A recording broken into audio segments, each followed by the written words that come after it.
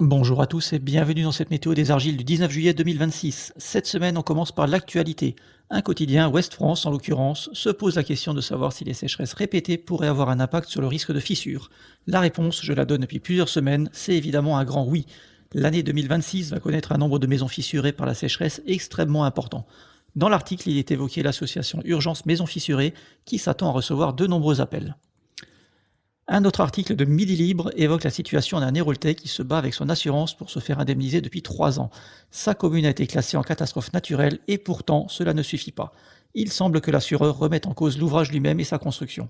C'est un exemple de plus que même si vous avez suivi les étapes, déclaration en mairie de votre sinistre suite à la sécheresse, attente du classement en catastrophe naturelle de votre commune au bout d'un an, saisie de votre assurance dans le délai de 30 jours, malgré tout ça, une issue favorable est loin d'être le cas.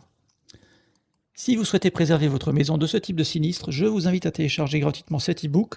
Dans ce livre, j'explique la méthode que j'ai mise au point et qui m'a permis de sécuriser mes fondations à un moindre coût. Vous trouverez le lien en description. Passons à présent à la carte du retrait des sols en France. Il n'y a plus aucune région qui n'est pas touchée par le retrait très important des sols, et cela depuis plusieurs semaines. Il ne pleut pas, il fait très chaud, la végétation continue à aspirer le peu d'humidité contenu dans les sols, et les fondations des maisons installées sur un sol argileux vont finir par craquer. 90% du territoire est toujours en risque critique, c'est historique. C'est tout pour cette semaine, n'hésitez pas à laisser un like, un commentaire pour cette chaîne, et je vous dis à la semaine prochaine.